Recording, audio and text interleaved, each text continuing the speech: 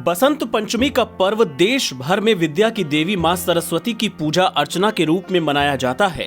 लेकिन देवघर के विश्व प्रसिद्ध बाबा बैद्यनाथ मंदिर में बसंत पंचमी के दिन को बाबा बैद्यनाथ के तिलकोत्सव के रूप में मनाया जाता है।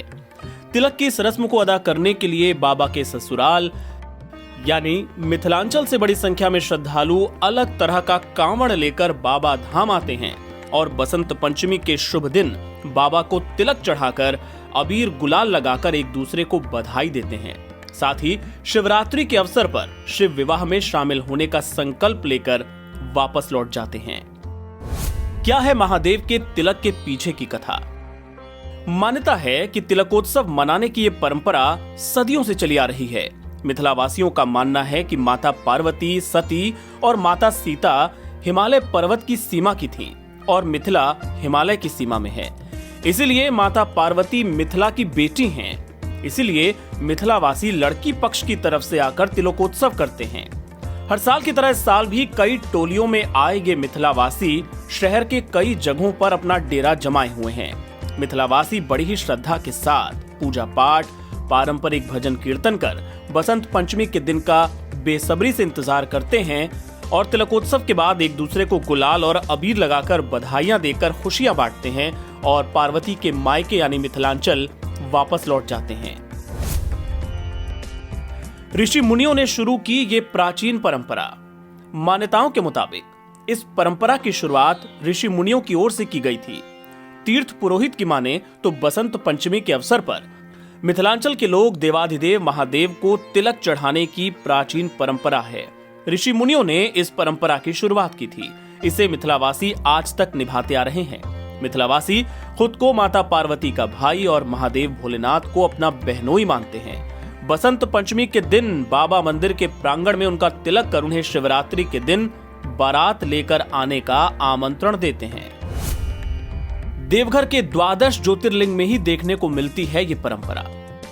इस प्रकार तिलक चढ़ाने की परंपरा एकमात्र देवघर स्थित 12 ज्योतिर्लिंग में ही देखने को मिलती है, जहां भोलेनाथ के तिलकोत्सव के लिए माघ शुक्ल पक्ष की पंचमी तिथि निर्धारित होती है, जहां बाबा के तिलक हरुए विशेष प्रकार के कांवड़, वेशभूषा और भाषा से अलग पहचान रखने वाले और खुद को भगवान शिव शंकर को अपना रिश्तेदार बताने वाले मिथिलावासी बसंत पंचमी के पहले ही देवनगरी देवघर में अपना डेरा डाल लेते हैं और माघ शुक्ल पक्ष की पंचमी तिथि को तिलकोत्सव मनाते हैं, जिन्हें तिलक हरू कहा जाता है। तिलक हरुए की वापसी के बाद से ही बाबा धाम में शुरू हो जाएगी शिवरात्रि की तैयारी। मान्यता के मुताबिक मिथिलांचल यानी माता पार्वती के मायके से आए तिलक हरुए के बाबा बैद्यनाथ को तिलक चढ़ाकर वापस लौटते ही बाबा धाम में शिव विवाह यानी शिवरात्रि की तैयारी जोर शोर से शुरू कर दी जाती है।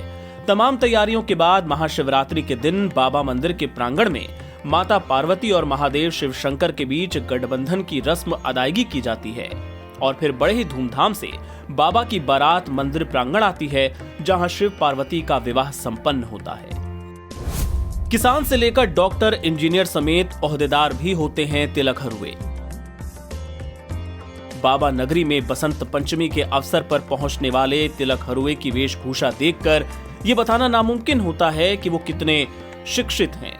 मिथिलांचल से आने वाले तिलक हरुए में 80% लोग बड़े और ओहदेदार पदों पर कार्यरत होते हैं, जो अपने पूर्वजों की परंपरा को आगे बढ़ाते हुए आज भी धोती, गंजी और गमछा ओढ़े साधारण भक्त की तरह बाबा के दरबार में हाजिरी लगाते हैं। हर जत्थे में होते हैं 100 से 500 तिलक हरुए शामिल।